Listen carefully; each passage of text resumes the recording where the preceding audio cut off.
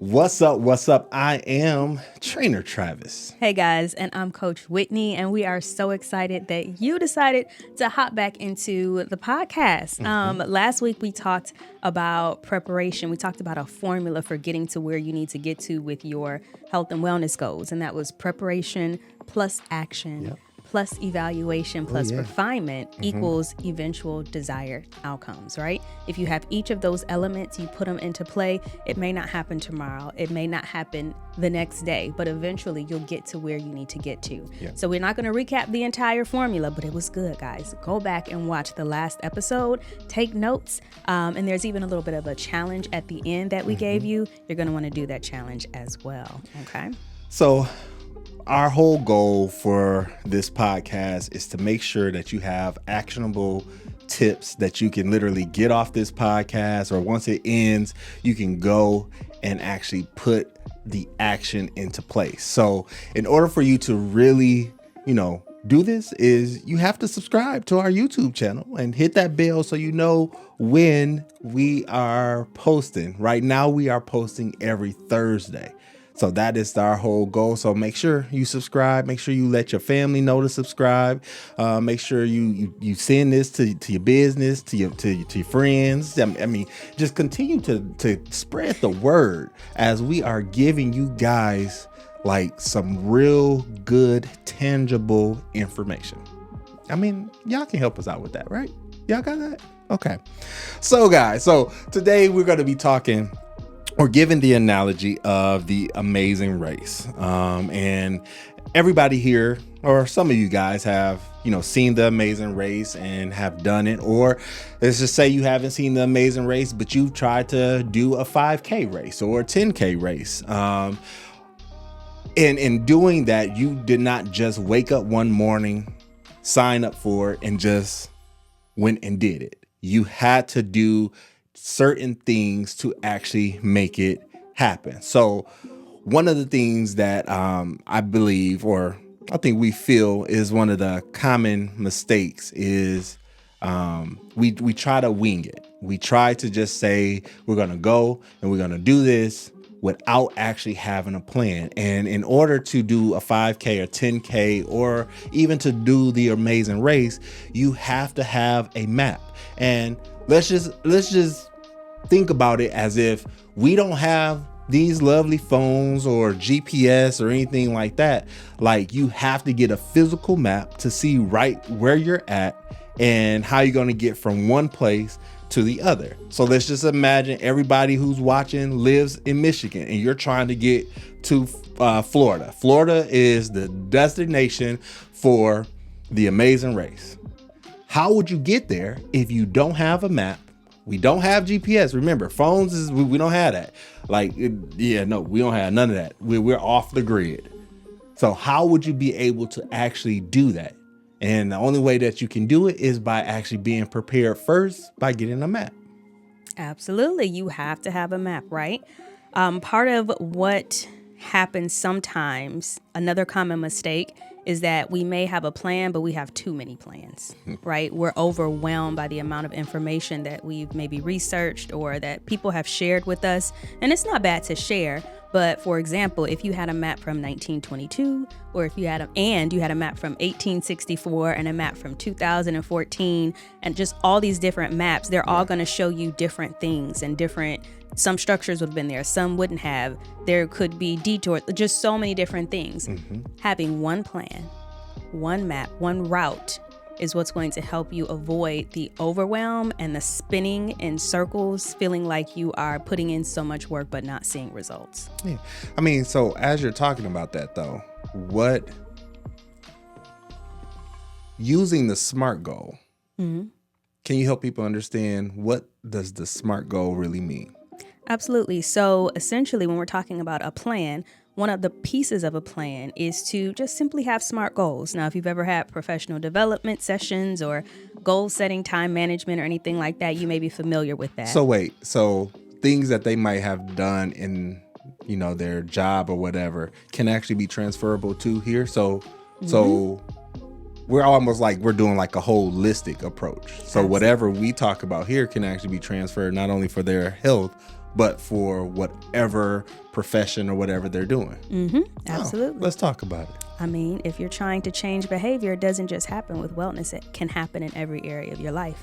And having SMART goals, it may seem cliche if you've heard it over and over and over and over again, but have you used it over and over and over and over again? I was just about to say that. That was a good one. I'm just saying, right? It's almost like having the tools at your hand, but then not actually using that screwdriver to tighten up that screw. Absolutely. You're just looking at it, passing it by. Like, oh, that looks nice. It's all shiny. It ain't no dirt on it, no oil or nothing. It's just so beautiful. Wondering why nothing ever get fixed.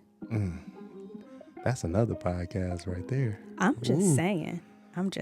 So what does SMART goal actually mean? If you have to break down the S, the M, the A, the R, the T. Well, so the first thing is you want to make sure that whatever your health and wellness goal is, that it is specific, right? It has to be very, very clear. It needs to be measurable. There, you need to be able to say, I did do this or I did not do this. And you can't do that if there is no measure for you to quantify your efforts, right? Then it needs to be achievable. Like, it can't be, I'm going to run 10 miles tomorrow and you haven't even walked 500 steps a day over the past 10 months. That's not achievable, right?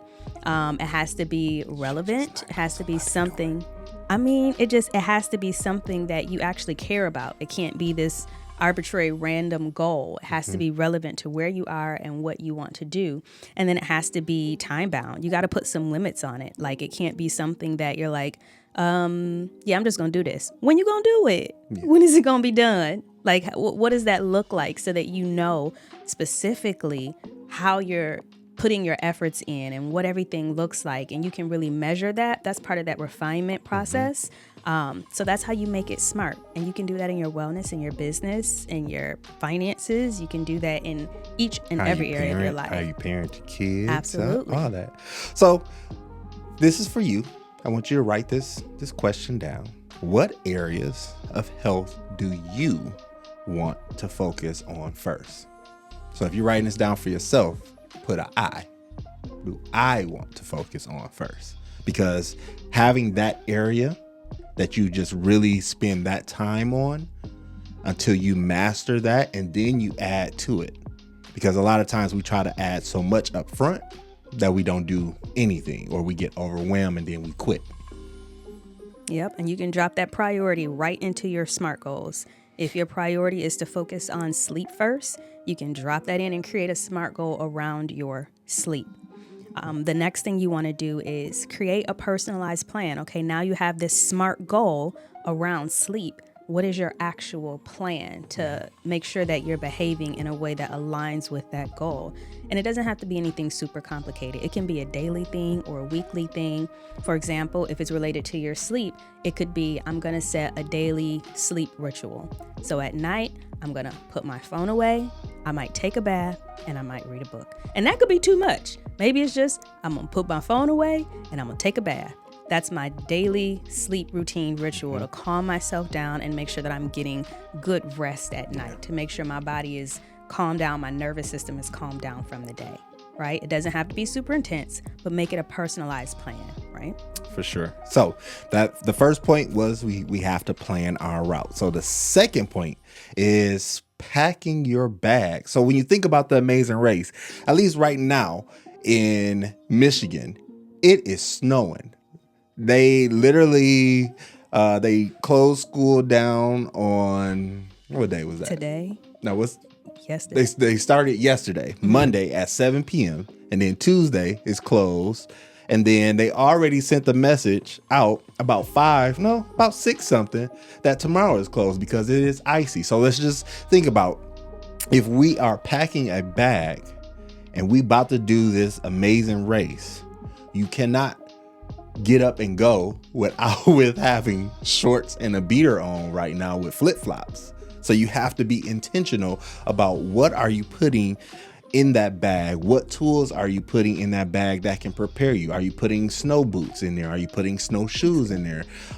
Do you have the special, I don't even know the name of it, the walking stick that people be having when they in the snow? I know what you're talking about. I don't know what it's called though. Yeah, but y'all know what I'm talking about. They look like little skis, but anyways, you know what I'm talking about. You want to have a warm jacket. You want to make sure you have a sleeping bag, a good sleeping bag that can withstand, negative 10, 20 degrees, because you want to make sure that you're warm. So as we're traveling, that even if we're traveling from Michigan to Florida, that you're going to go through a patch that's going to be cold, but then you still have to prepare for when it warms up as you're getting closer and closer to, the southern states.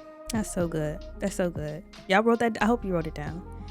If you're wondering how that relates specifically to your health and your well-being, it's the same thing. You have to have the right tools in your wellness bag to make sure that you're prepared for the journey ahead of you that you planned on your route, right? You have to make sure you have the right things in place. Now, this does not mean that you go to the store and you put everything in your bag at the same time. No. Again, overwhelmed, right? You can't, I'm about to do this. It's going to be good. I'm going to go to the store. I'm going to put a treadmill in my bag. I'm going to put all these new clothes in my bag, a water bottle in my bag. I'm going to put this in my bag, that in my bag, that in my bag. You go home, you open that bag. You're like, I ain't touching that. Yep. That's overwhelming. I can't, that's too much, right? You don't need everything, but you need to have a few vital tools, a few key tools in your bag to make sure that you can start to take steps on that journey. Small steps, one step, one by one, step by step, toward your goals. Yeah, and then even with that, sometimes you have to have, or sometimes we don't have the right support system too. So as you're putting stuff in your bag, like she said, you got to make sure you're putting the right stuff. Like support system is at least having a good accountability person. I've talked about this on one of our older podcasts, is that everybody is not your accountability person. Your best friend may not be your accountability person. Your best friend might actually be the hindrance on why you haven't achieved your goal, because every time you tell them that you're trying to do this or you're trying to turn over this new leaf, they're always trying to still push you into, come on, you can have one shot with me, or come on, we can eat this piece of pizza this one time, constantly making you feel that your goals don't matter to them. So you get your accountability person that will tell you, you know what? Nah, we're not drinking that. But you may be the one to be like, yeah, but I can just do it because I lost 10 pounds. But your accountability is like, nah, we're not doing that, because just because you lost 10 don't mean that we're going to celebrate with alcohol. Let's celebrate with going to get new fitness clothes, or let's go get a massage, or let's just go to Chicago and just spend, a day there. Like, there's other things that can help you. So when you think of the right support system, like, get you the right person that's going to help you, not hinder you. A good accountability partner is someone who will help you celebrate in ways that are not counterproductive to your goals. Ways that are not counterproductive. And they will celebrate the fact that you're trying something new. You're trying new ways to celebrate versus pulling you back and keeping you in spaces that you're trying to get out of, right? Here are a few just actionable tips, right? So these are the things that you're putting in your wellness bag, right? The first thing is that you want to stock your pantry with healthy items, especially as high performers, especially as busy people, especially as folks that are always on the go with perhaps families, businesses, jobs, volunteer commitments, leadership commitments, community commitments, all the things.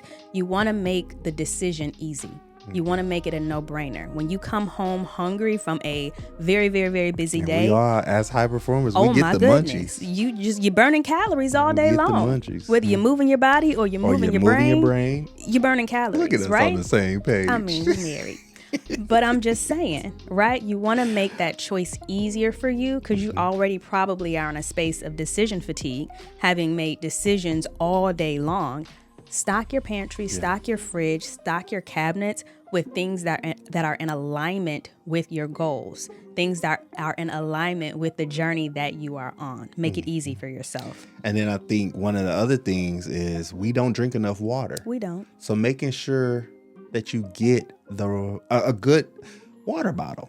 And it doesn't have to be a gallon. Like, there's the gurus out there tell you got to get you a gallon water jug. You got to drink that the whole day. You just get you a 20 ounce, get you a 32 ounce, and then just have measurable goals. Like, you know what? I just drank this bottle before 12. The next one, I'm going to drink another one full before 2. Like, you can do smaller steps like that, because sometimes having a big water jug, and I'm just speaking from experience, sometimes, you get excited when you're doing it, but then sometimes when you get to the end of the night and you know that you still have half the bottle, then sometimes it can put you into a real bad funk, to be honest with you. You'd be like, man, I tried so hard and only got half my water. Now that still is good, but when you have a smaller water bottle, then it's easier for you to get rid of that one. Like my wife, she would do like multiple, will refill a 16 ounce. And she would just kind of keep track of how many times she did that. And that helped her get it. Now, when she had the big, I think we had the 32 or 64 ounce. Nope. Then she wasn't doing it. I don't even want to lift it. Yeah. It's too heavy. Yeah. I don't even want to lift it, right? And in the smaller bottle, it just makes you feel like you're winning. Yeah. All throughout the day. Small wins all throughout the day. And that's all this wellness journey is really about. Small wins all throughout the day, throughout the week, throughout the month, that compound, and you look up and you're like, oh my gosh, I've done some really amazing things on this journey. And I've already talked about it, but another thing is, like I said before, is to get you the proper accountability person or a workout partner. Like I have a workout partner that has been with me now for well over 7 years. That's amazing. Yeah, 7 years. We have been consistent. And when I'm tired, don't feel like getting up, he's going to text me like, hey, get up. Or like probably a few weeks ago. Get up. That sounds like it. a few weeks ago, I woke up with a headache. This man told me, get you some water and I'll see you. And that's exactly what I did. I got me some water and I showed up to the gym. Listen, guys, these are tools. These are tips. This is how you pack your bag, right? You pack your bag by making sure you have healthy snacks and foods on deck. You pack your bag by making sure you have a good water bottle and you're hydrated. You pack your bag by making sure that you have people that will hold you accountable and are on the same path as you, or have at least the same values as you, so they can celebrate with you and make sure you're good along that journey. All right. So point number 3. Last one. We are warming up for the actual race. So just like when it comes down to our muscles, like you don't ever want to just do something without warming the muscles up, especially if you're waking up early in the morning and you working out. Like you have to do different steps in order to warm up your body so then you can prevent injuries. But when it comes down to the health and wellness sense too, like a lot of times it's about preparing your mind. Preparing your mind to actually go forth and do what you said you're going to do, like actually taking those steps. Sometimes actually just sitting with yourself, like, you know what? Yep, I got this today. Yeah, I'm really not motivated today, but I've been planning for this. I unpacked my bag. I've been warming up. I'm going to do this. Like sometimes that's what it takes. Because if you go into it, man, I'm not good enough. Man, I didn't completely plan everything. Oh, man. You know what? I just really don't feel like doing this. Man, I really can't do this. But can I really go from here all the way to Florida? Nah, that's too much. Like when you start like downing it like that, like you are technically setting your brain up and your mind set up to, in a sense, fail, because you're already being negative about everything instead of giving yourself positivity to actually go forth. Yeah, and some things really that can hinder you from even being able to get into that mental warm-up space is one, having a lack of self-care. Not caring for yourself in advance. It makes you not want to show up for the race. It makes you feel like you're too tired for the race, or that you don't have what you need mentally or energetically, or you just don't have what you need. You don't have capacity to finish the race, right? The other thing is negative self-talk. Like Travis was talking about a little bit just a moment ago, how he was sharing that example of what kind of goes through our minds. When we have that negative self-talk and a lack of self-care, it makes it very difficult to even show up. So those are some of the common mistakes that we often make, often just subconsciously. We don't even know that we're making them. So something to be aware of. So, kind of jumped ahead, but actionable steps is to start your day off with positive intentions and setting practice. Start your day with a positive intention and setting practice. So that means when you get up, what are my intentions for the day? What are my intentions for my wellness? Like if you're a 5:15 a.m. person at Life Addict Studio, I know you have to talk to yourself in the morning before you get here. What is my intention for the day? What is my intention for this workout? What is my intention for my meals? How can I set up? I will show up as my best self for this workout. It might be hard, but I'm going to show up and do my best, right? Or even if it comes to you done prepped all your meals and you wake up and you're like, I don't want that food. No, positive intention. I appreciate myself for the work that I put in to nourish my body, and I'm going to eat the meals that I prepared. Simple. Positive intention, right? It automatically checks that negative behavior and puts you in place to be able to warm up effectively. Mm-hmm. And then take some time each day to de-stress. And then just relax. This could involve meditation, yoga, or just spending time in nature. I mean, right now in Michigan, it's cold out. I mean, if y'all still want to go outside, spend some time in nature, but there's other things that you can do. Sometimes I just like to be in my room without no TV on, in the dark, with the window open. I know it's random, but that's what I like to do sometimes. Or sometimes me and my wife, we like to watch SWAT. Like sometimes that is just relaxing. I mean, sometimes we leave out of that feeling like we can go ahead and take on anybody. Be asking her to cover my 6 and all that kind of stuff. I mean, the 2 side, the 3 side. Yeah, we be there. Mm-hmm. But yeah. Listen, the last thing, I hope y'all taking notes, guys. Come on, don't stay there. Stay with us, right? The last thing, the last tip or tool for making sure that you are warming up mentally is visualizing yourself actually achieving your goals. And it may seem silly and it may seem like, oh man, this is a waste of time. But a lot of athletes, high-performing individuals, people who we admire because they've reached certain levels of success, these people visualize themselves achieving their goals. They spend time, they have a regular practice of them literally closing their eyes, seeing themselves do the thing. That could be you if you're like, I'm coming in and I'm trying to squat this or that. That's you before you even get to the bar, visualizing yourself in proper form, how you're going to be breathing, what the bar feels like in your hands, what that weight feels like on right here. Like is you doing that before you even show up to the race, right? It's you practicing in your mind before you physically engage your body with what it is that you're looking to do. It's powerful. And I mean, like me, I'm silly. And if you know me, I'm very silly. But there was this guy, his name is Ronnie Coleman. And ever since I've watched his documentary and everything, like in my mind, before I go to the bar, or even when the heavyweight is on me, I say exactly how he said. I feel like lightweight, baby. Like that in my mind, that's what I'm thinking. Even though I know I have over 400 pounds on this bar, in my mind I'm saying it's light because I want to make sure that I'm giving it all that I have as if it's a lightweight. And I do it. Like sometimes I have failed. But still, it's just my mindset is I'm going to it, not as if, oh yeah, it's heavy.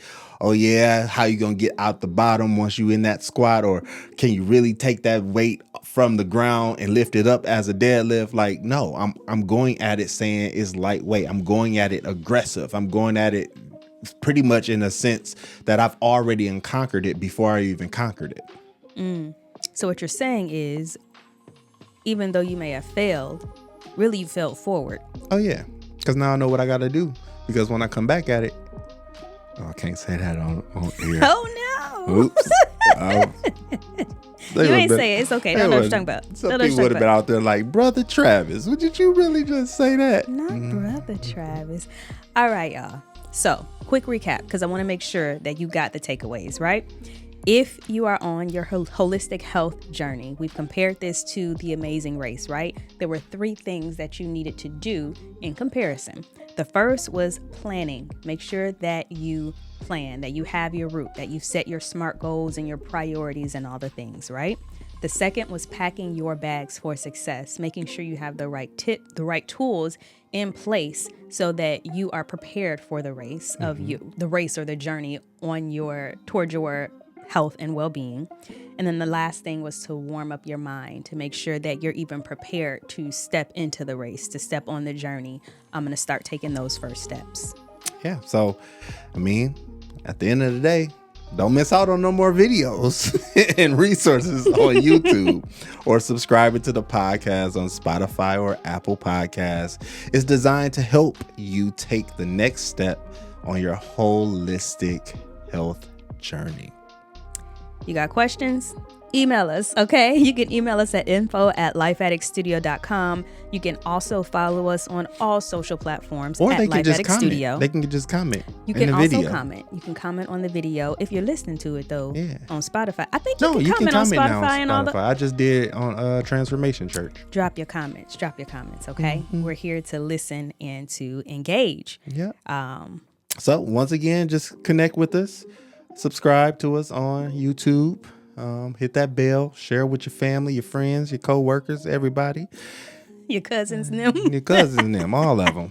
And then listen, next week we're sharing how to fuel your body with the right energy, which is the first step on your journey of being prepared to live more holistically. Ooh-wee. Y'all ready for that? Yeah, I'm ready to talk about it. Let's go then. All right, y'all. Peace.